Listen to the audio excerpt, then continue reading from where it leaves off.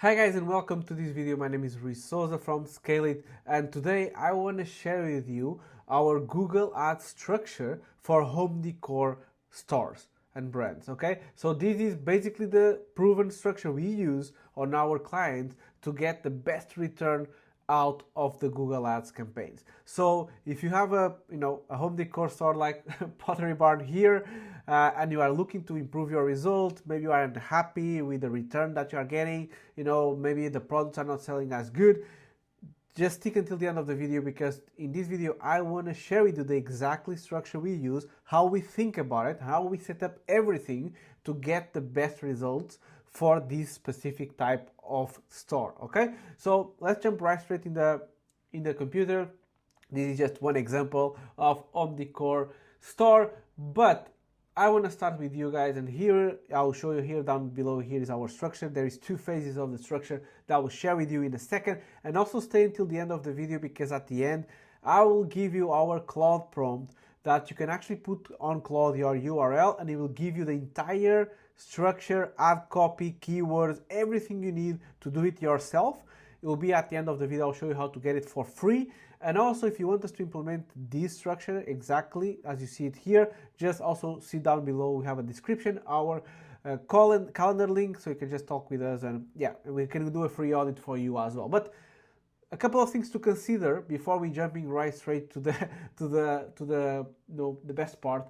A couple of things to consider on your home decor brand. Okay, so the first thing is the different price point items in your store. So if you are doing Google Ads, okay, and you're doing campaign, you need to have in consideration that most of the home decor stores, right, you have different types of products. You have expensive products, you have maybe mid-tier, and then you also have the cheapest ones, right? And you need to have that in consideration, because if you make some like a little bit more broader campaigns, or you just put everything on Google, even on the same category, right, if you have products with different prices that are really part away, maybe Google is pushing for your expensive product when you have $10 a day on budget, right? And then you realize and you think that, oh, nothing is working, the ads are wrong or are bad, and it doesn't work.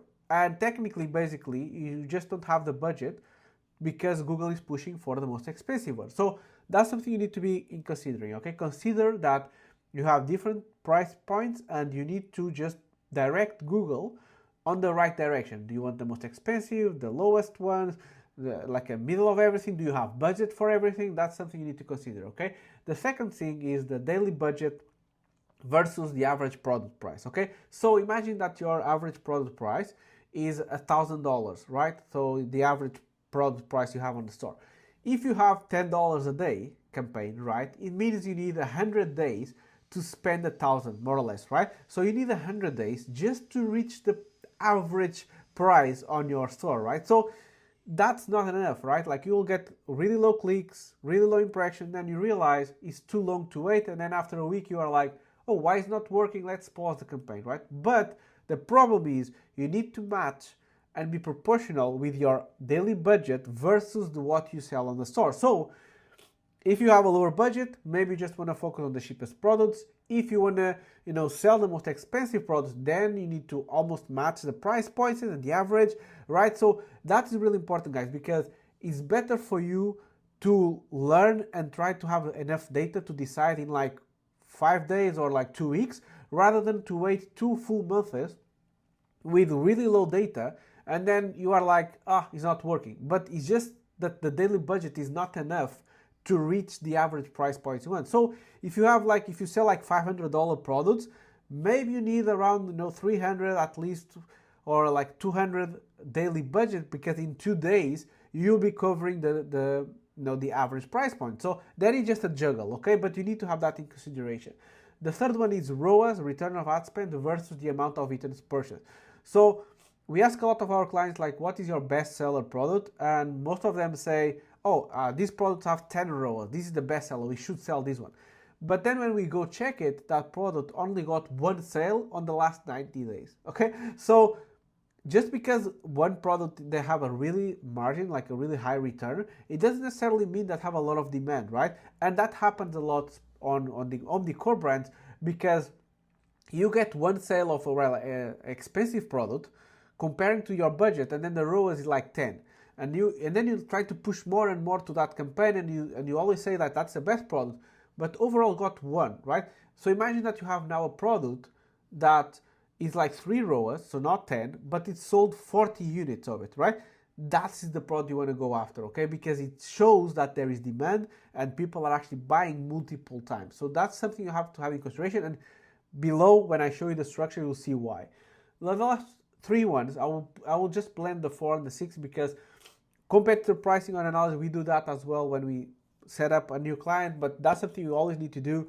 Just compare the same type of products with your competitor. Is the price higher than the other ones?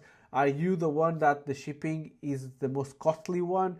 Is your delivery time the fastest one? Because, especially for Google Shopping, and when you are on the listings, people are actually comparing your product with all the other ones on the list, right? So you have to have that in consideration, right? If you are the most expensive one, you need to have a really good reason for that. You need to express that on the ad copy, like why you are the most expensive one. Because maybe you have a feature that the other one doesn't have, right? But if you don't put anything, people don't, they don't care, right? It's just the most expensive one. So that's something you need to have in consideration. And of course, checking shipping, delivery, like we do all of that analysis. And last but not least, we'll talk down below as well. Brand protection is really important. We do a brand campaign for all of our clients. And brand name is really important. Some people don't think about it, but having a broad name versus a unique name is really a huge difference, because on a unique name, it's a little bit easier to protect because the other competitors probably will not bid on you by mistake or because you have a broad keyword, right? But if you have, like, for example, Tom Home Decor Shop, right, and the other competitors are bidding for home decor as a broader level, they may end up showing on people that actually look for Tom Home Decor. So then you're just losing people to your competitor because your name is too broad. So that's something you always need to have in consideration, and you always need to protect your brand. So let's go, guys, right down below. Let's go to the 2 phases of Google. And as you can see, guys, right from the bat, you can see that it's not like 100 campaigns that we do, right? Like we like to go specific, and target the right things and have the best out of it, right? Like it doesn't matter to have like 100 campaigns if it doesn't work. So we always like to start with the phase 1, which is the core data and what we call like the fundamental structure for the home decor store, right? And basically what we do is 3 campaigns. The first one is a brand campaign, as I told you above. Basically, we always like to protect your brand name, so people that actually already saw your website, saw your social media, they already saw you on the news, whatever it is, right? If they search for your name on Google, you should be the one on the top. And a lot of people ask us like, oh yeah, but I'm the first one, right? But guys, don't forget that above the organic, you still have the sponsor ads, right? And now with AI is even like a bigger space, and especially on mobile, you will see that you need to scroll until you reach the organic part. So it's really a pain if you are just doing organic, and as I said, especially if you are a broad name, people just go to your website, maybe we invest money on Meta to push people to the website, and now they search because they want to buy your stuff, right? And then they just see the first top 3 are other competitors, and they just still throwing me, right? So basically you are kind of spending money because you're not protecting it, what you already kind of nurture before they search for your name. So that's really important, and normally it's the highest ROAS campaign you have because they are warmer audience. And even if it's the lowest budget we have, we always like to have one for protection. So we do a brand campaign. The second one is the highest budget. This is the one that we put majority of the budget to start, and is a PMax bestseller. So basically, if you guys don't know what a PMax is, guys, please just go on YouTube and you see what it is. But basically, PMax is just a Google. One of the best products of Google right now is just a dynamic campaign that reaches a lot of placements and triggers by signals as well and keywords, and just shows on search, on shopping, on display, on YouTube, and so on, right? So he kind of understands the algorithm and just goes where you have the best opportunities to convert, right? When you have the data, of course, but that's something we always like to do, right? Targeting by conversion, of course. And basically what we do is, like, with the client, we just choose and analyze the top 10 to 20 best sellers, okay? on your backend, like on your Shopify store or whatever it is, right? And then what we do is like we go to the feed on Google to Merchant Center. If you don't have your products connected to Google, guys, just Google it on YouTube. We do it for our clients, but if you don't have it, it's really simple. It's just basically pushing the entire information from products to Google so you can promote them on Google Shopping and so on. And basically what we do, we tag the top 20, okay? And then this campaign basically runs search, YouTube, catalog, shopping, and so on, but more focus on these top 20. It can be different categories, but what we really want is that is historical data that these products are the best sellers in your store. So if they don't convert, if you don't have any sales, this is also already immediately a flag that something is wrong. Like maybe it's the add to cart, maybe the user experience, maybe there is an error on the payments. But if the best sellers doesn't convert for specific high intent keywords, what about the other products, right? So we always like to start with the best ones, historical data. So we start with the top 20, 10 to 20 products, depending on the volume you have on the store, and we put the most budget on it, okay? So this one is what generates the cold traffic, knowing that the products sell. And the last one but not least is a shopping catch-all campaign, which is basically a campaign with all of the other products, removing and excluding the best sellers. Why? Because this campaign is what we call the data campaign. So basically we are giving everything to Google so it can learn the products you have in the store, what sells, what people click on it. And yeah, that's where we actually find winners that we can then push to the PMax bestseller. This is kind of the campaign that we want to run to just get data, okay? And this shopping campaign normally is the lowest ROAS on the beginning because you are not targeting the best sellers. They're always here, right? You exclude them from here. But it's a really important campaign because you now start understanding more about your store and also letting Google to understand what are the the underperforming products, what are the best ones. Maybe there is one that never thought about it and is selling like crazy. That's a campaign you need to have. And as you can see, guys, these 3 campaigns on phase 1, and you can scale these just with these 3 campaigns, okay? We have clients only on this phase. They are scaling like crazy because the phase 1 is to get data, to get Google to optimize really good from you. It's just to see if the flow is, everything is correct, there is no bugs, no errors, the tracking is perfect as well. And you can just put budget into it, right? Like on 3 campaigns, right? But these will scale like crazy, okay? And then when we starting to be more consistent, we have months that are consistent, the tracking is good, and we also have a third-party software that we use for tracking that tracks way better than just Google. We apply that to our clients. But after that is when we start to scale. And basically what we scale is that we go more in depth, like more sniper stuff, which is basically now we're trying to select categories. We go by woman or man, we go by material, features.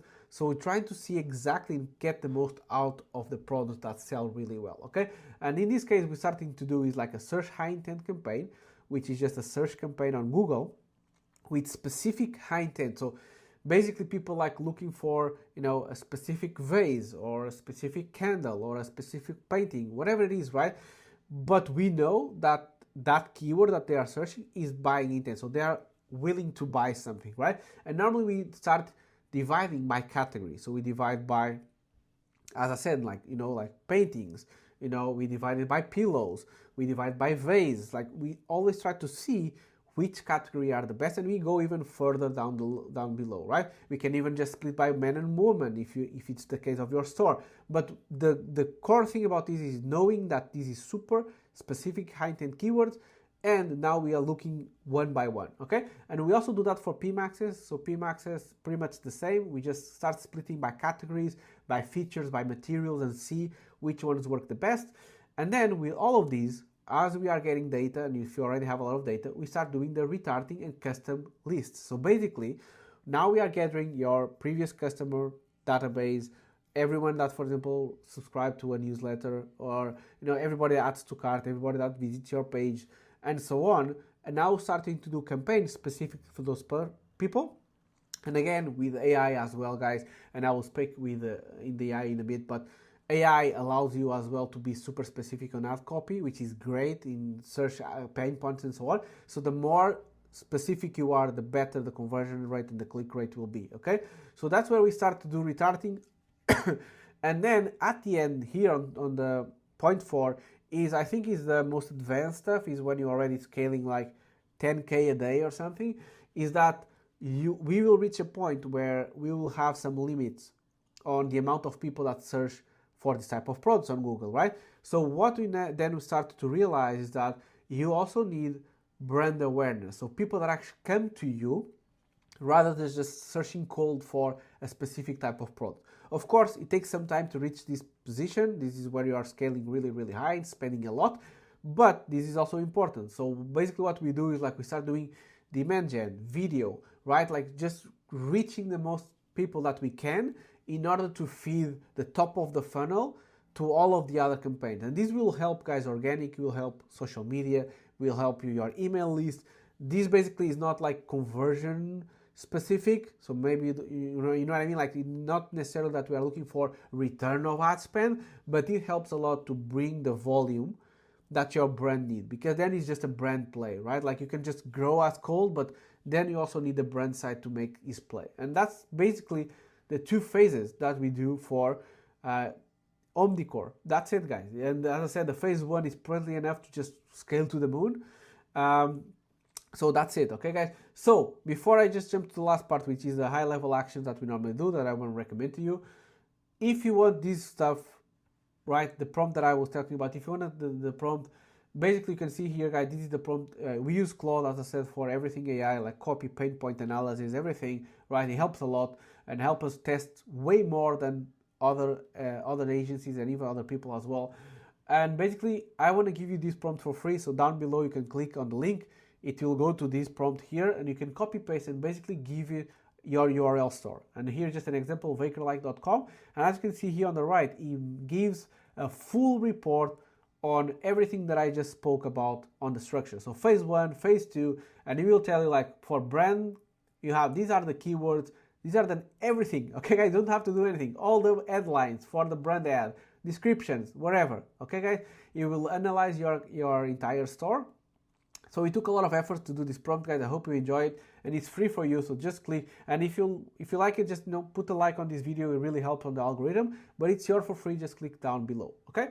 And as I said, we use Claude for a lot of things that help us improve the returns on our clients. And yes, to finish, as I said, guys, high-level actions that I just want to finish with. So this is something that we do daily, weekly, and monthly, and you should do too, and you will see a massive improvement on your results. First of all, is bid adjustments. So on Google, you imagine that you're seeing that now you're getting more sales on Mondays and Tuesdays and not too much on Saturdays. You can actually adjust the bid on the auction and tell Google, hey, bid more or spend more on Mondays and Tuesdays, and then decrease a little bit on Saturday. And that squeezes the most out of the campaigns, guys. And this is really important. A lot of people don't do it, but you can do bid adjustments for times, for days of the week, times, gender, device. So for example, if you sell a lot on mobile for home decor, you can just bid more, like 20% more on mobile than desktop. Okay. The second one is location budget. That's something, a really cool trick that a lot of people don't do, is that if you are, for example, targeting US, but you see that Miami, and we see that on clients as well, if we see Miami is working really well and sells a lot, we will just create a campaign for Miami and we just push budget there. Of course, we exclude Miami from the brand general one, but it just gets the most out of that location because it's selling way, way good. So that's something you should do. The third one that I don't see anybody talking about is merchant feed optimization. So basically going to the Google feed and optimize the titles, the descriptions, the product IDs, the text, the images as well, to be the best one on the Google listings. Because guys, as you are on the Google listing comparing to other brands, the better title you have, the better description you have, the more likely it will be to people click on your ad and not the other ones, and you just get more sales. That's it, guys. That's a battle that you need to win, and we do that a lot for our clients. We just go to the merchant feed, and we just don't rely on what it gives from Shopify. Like, we like to go there and see, is that keyword on the title that actually people are buying intent? Is the description correctly, or just a bunch of text? We like to do that, and you see a massive increase on conversions. The last one is customer master list, as I spoke above. When you start getting a lot of data, we use that data in our favor, and we just push your customer list and any list you have to Google, so you can learn more, you can optimize more, and you can have like those lists on observation modes as well, or just using them depending on what we want to do is really important. Okay, search term scouting. So basically we do this every week, which is going campaign by campaign and seeing what people are actually paying or bidding or searching for as a keyword and you are paying for. Okay, so imagine that there is a keyword, you spend like 50 bucks on it and it's nothing to do with your brand, or there is a product that you don't have on the store. Why you are spending 50 bucks, right? So you need to negativate, which is basically exclude that keyword, so you don't waste money. And that's something we do every week, so we can just get the most out of the budget and we don't waste money on keywords that doesn't make sense.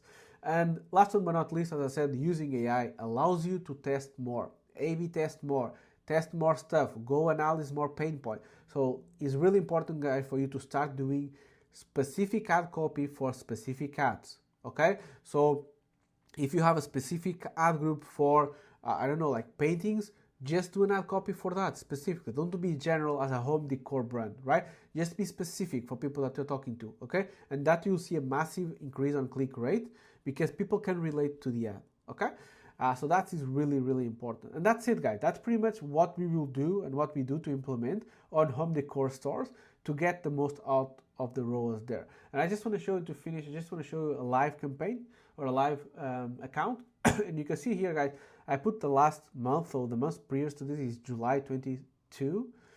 And on June, these guys made 5 ROAS, 5 return, okay?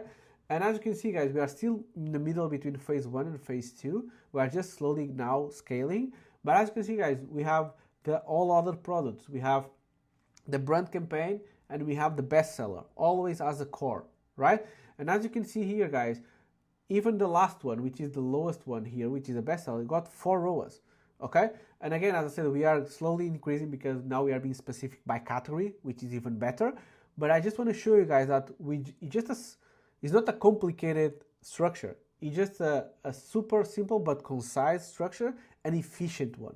And these guys are making 5 ROAS a month, is just scaling through the moon and is steady, and we get data and we give the best data to Google, which is really, really important. Okay, guys? So as I said, guys, I hope you enjoyed this video. If you want the prompt, just get it down below this video. And if you want us to implement this, if you don't have the time, if you want us to implement, go and enter on your Google Ad account and implement everything and manage for you, just click on the link below. There'll be a calendar link. You'll speak directly to me and my brother, and we can just go there. We even offer a free audit for you. So if you're already running some type of ads, we can just see it, do it like an analysis of where you're spending money, bleeding money, where you can improve, what you can do.